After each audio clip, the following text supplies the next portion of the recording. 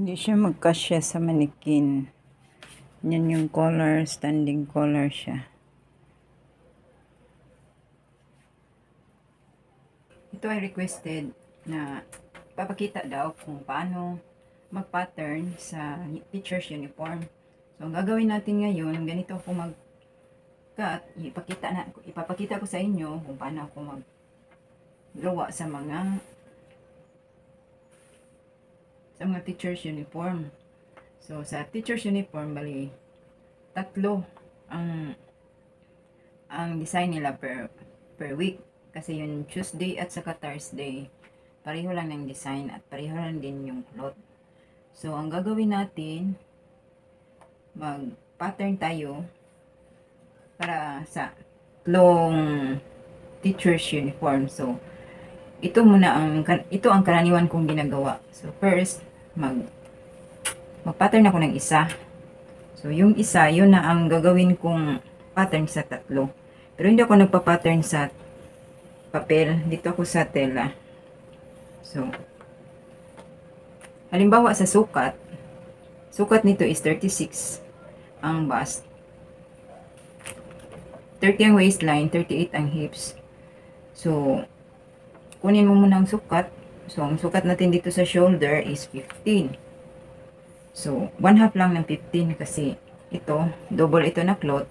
Tinupi ko tapos ginawan ko ng center. So, dapat pantay yung sa side. Dapat pantay yung sukat. Ito 11 ito. Lahat kasi tinatansya ko na kung anong pinakamalaking sukat. Yun ang kinukuha kong sukat para sa center. Plus allowance. Then, start na tayo. So, dito, dapat meron kang boundary. So, unahin natin yung shoulder. 1/2 ng shoulder is 15 yung kanyang shoulder. So, lagyan natin ng allowance 1/4. Kasi sa pagkat mag-additional pa yan. Then, 1 and 1/2 yung down sa shoulder plus allowance, di 1 inch lang tayo. So, standard na neck hole is 3. So, markings tayo dyan, 3. So, down ng 1/2 para sa back neck hole. Standard yan, back 1/2. So, then, length sa blouse is 24. So, 24 plus 1 and 1/2. Kasi 1 and 1/2 yung ginagawa kong allowance sa pinakababa. Kasi, natahi ko yan sa pinakababa para magiging matibay siya. So, 25 and 1/2. Tapos niyan, sa figure, ang figure niya is 15 and 1/2. 15 and 1/2 plus 1 inch. Ito yung lower waist natin. Yung bust length niya is 10. So, sa bust length, dito tayo sukat sa bust. So, ang original design nito ay cut ang pinakalikod na part. Pero ang sinusunod ko ay walang cutting kasi nag-save ng tela kasi dapat magiging sakto yung tela para sa kanyang design.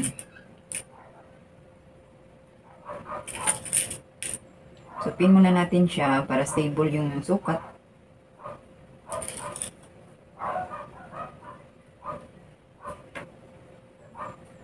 So, 1/4 ng 36 is 9. So, 9, yung pagkasukat nito, dapat fit lang yung sukat. Hindi ka mag-additional ng allowance sa pagsukat. Dito na tayo mag-additional ng allowance. So, 9 ang 1/4 ng 36. So, 9 plus 1/2 is 9 and 1/2. Kasi dapat sakto yung allowance natin para hindi siya masyadong maluwag, hindi rin masyadong higpit. So, yung waistline, dapat wala siyang allowance para may fit naman yung meron siyang curvy sa katawan, merong curve. So, yung waistline niya is 30. 1/4 ng 30 is 7.5. 7.5 plus 1 inch yung dart. So, dyan markings tayo dyan. Plus 1 inch allowance para sa sewing allowance. Sa hips, kasi open buttons tayo sa harap, ang hips niya is 38. So, 1/4 ng 38 is 9 and 1/2. Yung 9 and 1/2, di na natin yan dagdagan ng allowance kasi meron siyang opening sa harap. Pag dinagdagan natin yan, masyado yung maluwag. So, 9.5 lang yung sukat na lalagay natin. Tapos, 1 inch allowance para sa tahi. So, yan na yung mga markings natin. So, connect na tayo sa mga markings. So, dito, allowance 1/2 para sa sewing. So, allowance. Ganyan. Dito, down tayo ng 4, tapos pasok ng 1/2. So, ako, dinidiretso ko na yan ng French cord. Diretso yan ng cord. So, yung armhole niya is 18, less yan ng 1/2. Kasi allowance ito sa tayang 1/2. So, sukatin mo na lang dyan. So, 18, dapat lalabas dito 8 and 3/4. Kasi sa harap, mas malalim sa harap. So, kung malaki, iusog mo lang konti. Tapos, kung nakuha mo ng sukat, pwede mo na yan siyang markings.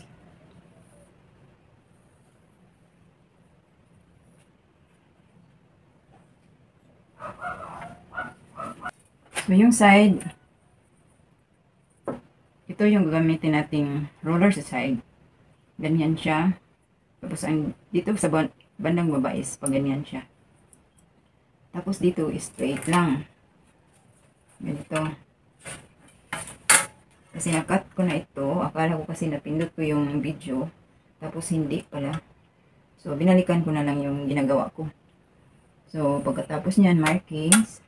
Connect. So, ang dart, gawin muna natin dart yung sa harapan. So, yung bust length niya is 10. So, 10. Tapos, yung kanyang figure dito. Marking sa figure. Then, sa baba is 6 and 1/2. So, upper waistline lang itong markings dito ha. Then, dito sa may hips, dapat mag-additional pag-cut mo. Mag-additional ka dito ng 1/4 para sa harap. Iipit natin yung pocket kasi. So, pagkatapos nyan, i-cut na. Ito, nag-cut ko na ito kasi yung video, akala ko, napindot ko yun sa record. Pero hindi pala. Ito na siya yung pinaka-pattern natin sa lahat. Uunahin natin ngayon ang Monday uniform. So, yung Monday uniform, fold tayo ng pang Monday. Sa harap na to. Kasi tapos na tayo sa pinaka-pattern natin.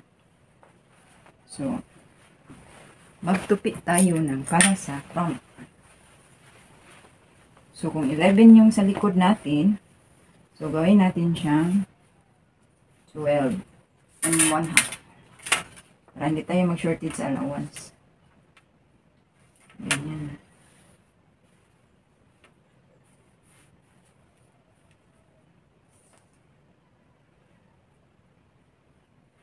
$12 and 1/2 lang. Tipirin natin yung tela. Baka magkulang tayo. So, 12 and 1/2. Ganyan.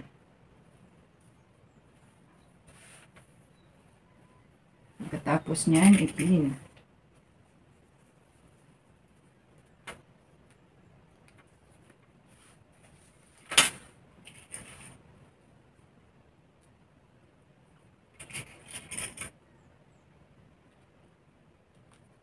Lahat natin yung pinaka-pattern natin na ginawa. Ganyan. Dito dapat may allowance tayo sa ibaba para sa cord sa may tiyan. Dito is gawin natin siyang 1 and 1/2.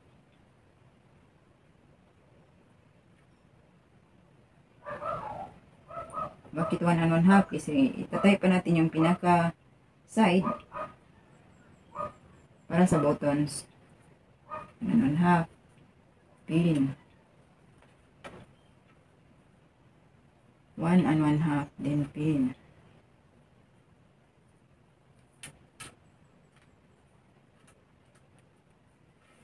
Tapos dito 1 and 1/2. Pin.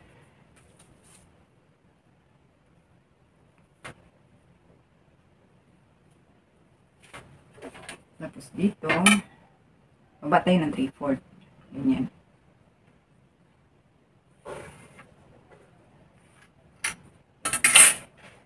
Tapos i-trace naman lang niya natin saka dito. So, ang kukunin natin yung sukat is sa harapan. Ito yung i-pattern natin.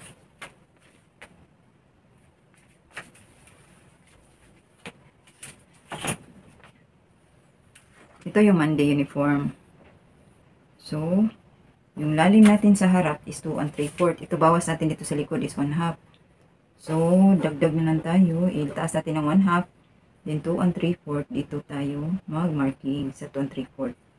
So, yung sa buttons, yun ang batayan natin sa design. Kasi, yung lalim dito sa may neckline. Ito yung buttons ang batayan natin sa dapat naka-align sa bust length yung isang buttons. Para hindi siya bubuka kapag sinuot na. So, 3 1/2 usually yung buttons natin. So, plus 1/2, magiging 4 na yan siya. Para sa sewing allowance, markings natin dyan. Tapos, yung opening niya, dapat, naka-align siya dito sa likod. Ito yung sa design niya sa Monday. Yan. So, dito sa harap, markings naman tayo dyan. Cord natin siya. Ganyan.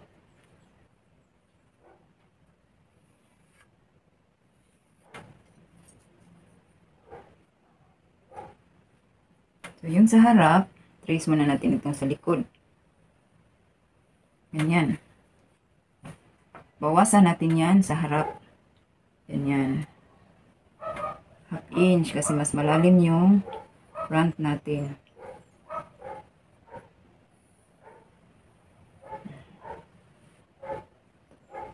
So, dito, ikat natin ito dito.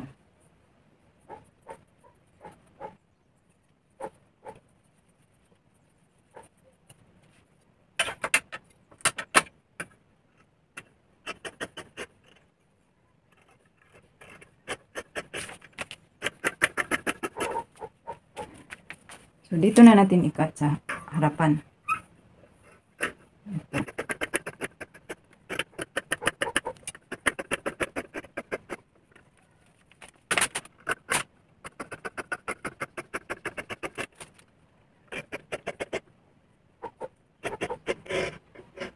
Pagkatapos nyo yung makat sa harap, pwede nyo yung bawasan na sa likod. Yung 1/4 na dinagdag natin para sa harap lang na yan. So, i-transfer muna natin yung mga dart. So, ito yung i-transfer natin kasi front man to.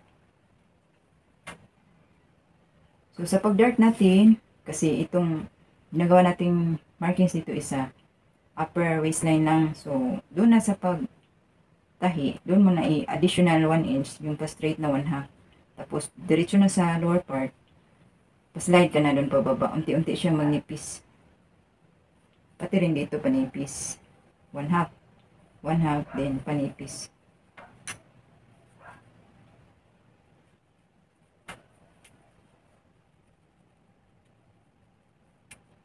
So, ang likod, di na lang natin yan i-transfer dito kasi likod dito. Yung sarap lang ang kukunin natin. Si iba yung dart sa likod kasi sarap. Yan. Tandaan nyo nga yung ito sa upper part ng figure, dagdag dito ng 1 inch. So, mag-straight lang yan from upper waistline to lower waistline is 1/2. Then, dito na sa pinakababa, mag-slide pababa.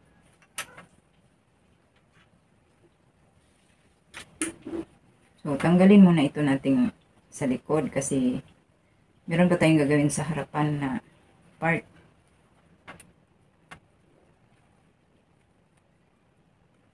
Lipat natin itong markings natin. Markings natin para sa pocket. So, ang gagawin natin, hindi tayo masyadong slant. So, gagawin natin siyang 3. 3 dito. So, baba tayo ng 1/2 dito sa may upper waistline. So, 1 plus 1 and 1/2 dito sa baba. Dito tayo. Tapos, pag ganyan na yung pocket natin. Ganyan. Pero kung gusto nyo masyadong slant, pwede itaas dito ng 1/2, baba tayo dito ng 1/2. So, ganyan. Depende na yan sa diskarte nyo. So, cut muna tayo ng apuro, yung facing sa harap.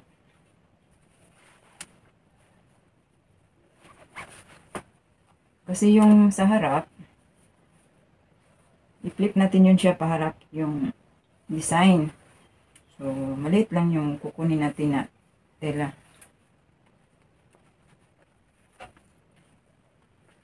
Ganyan lang siya. Trace na lang natin siya. So, dito, trace natin. Saka dito. Dapat magapantay siya dito, ha.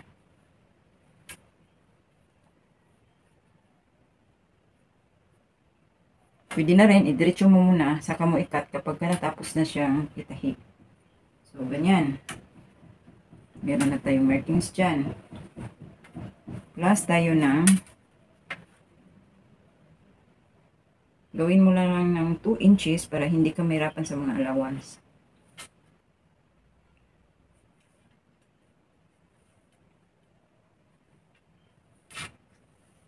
So, dito rin 2 inches.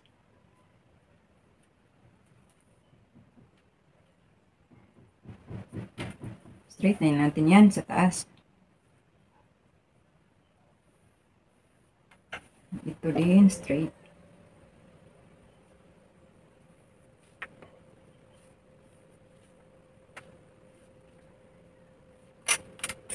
So, lagyan natin yan ng pandikit.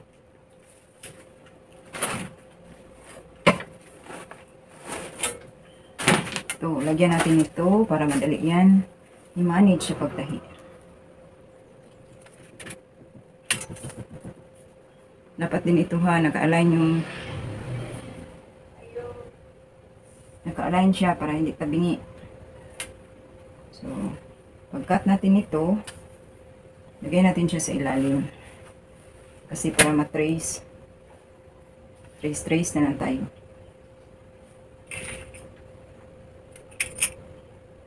Pin natin.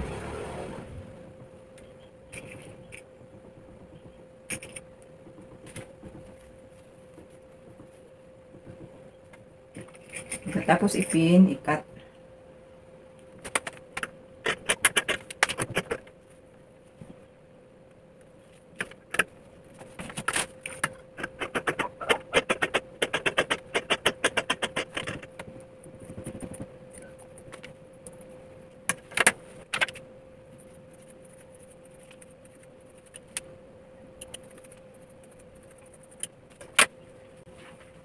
Ito na yung ilagay natin sa harap.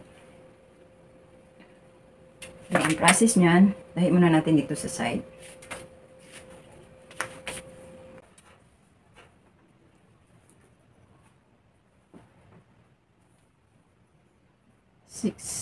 Down 6 tayo sa armhole thickness. So, itong sa sleeves ito. So, balance muna natin yung sukat. 9 din dito. So, yung armhole is 18. 18 plus 1 is 9 yung 1/2 sa 18. So, 18 plus 1 is 10. So, dito tayo sa 10. Straight. Tandaan ha, ang deepness niya is 6. So, yung 10, divide natin ng 4. 5 to 1/2, 7 1/2. So, diretso na tayo kasi dito 1/2, curve 1/4. Ganyan. Yung length ng sleeve is 7. Plus 1/2 is 7 1/2. 10 fold 1 1/2. So, magiging total niya is 9. Dito rin 9. 1 1/2 sa fold. So, straight line na tayo. Yan na yung sleeves natin. Yung sleeve hole niya is 12. So, 12 plus 1 kasi 1 inch yung allowance natin doon sa pinaka dulo. So, adjust lang tayo ng 1/4 magiging 7 1/4 na siya. Kasi kapag natahian na yan, para siyang uusog yung sukat. So, ganyan siya. Pin muna natin bago natin i-cut.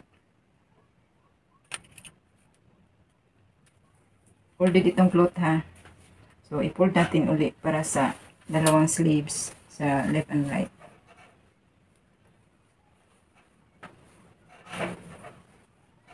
Dapat sa kabila, balance din para hindi siya tabingi.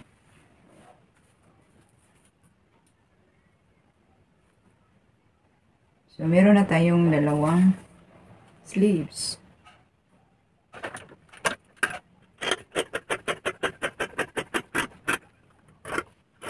Tapos, yung ibang ginagawa na Wednesday at saka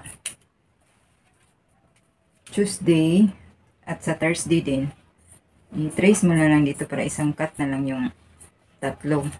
Ito, isa lang kasi yung pinatahi niya sa Tuesday lang. Wala siyang Thursday kasi labhan lang niya para makatipid.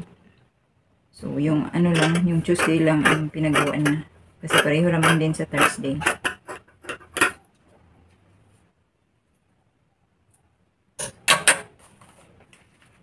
Gawa tayo ng pocket. Sa pocket, meron na tayong ginawa sa pang Wednesday at saka sa Tuesday. Meron na tayong sample nun. So, para isang cut na lang, tupi natin siya ng double. Tapos, tupi natin ulit.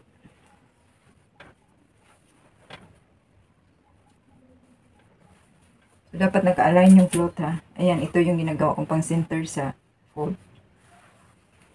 Tapos, itupi. I-align natin sa dart. Ito tayo magkuha na sa pinakamalaki. So, 7 1/2 or 8, pwede na yan.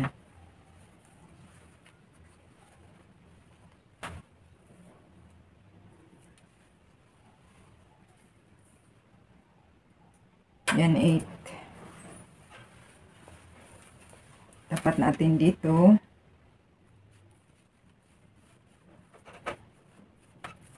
Tapos, ipin. Baling dalawang pocket na ito kasi fold ko siya ng dalawang beses. So, yung pocket natin pa slant kasi Monday ito. Yung Wednesday lang hindi natin pwede islant kasi meron siyang design sa may lower waist. So, ito yung markings natin dun sa dito. Ilipat muna natin dito. Tapos, lagyan natin yan ng allowance na 1/2 inch para sa tahi. Dito tayo sa taas mag-cut. So, dito, i-align muna natin dito sa may pinakalas na allowance. I-square muna natin yan siya. Doon na lang natin bawasan pag tinahi na.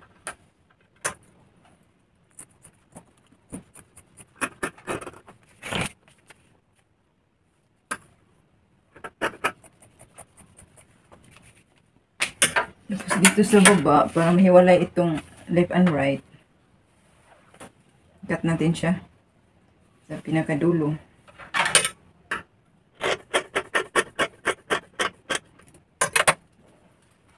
Yung neckline na lang yung collar ang kulang natin dito. So, yung collar, hindi pa natin siya hanggang hindi natin ito ma-assemble. Symbol muna natin ito.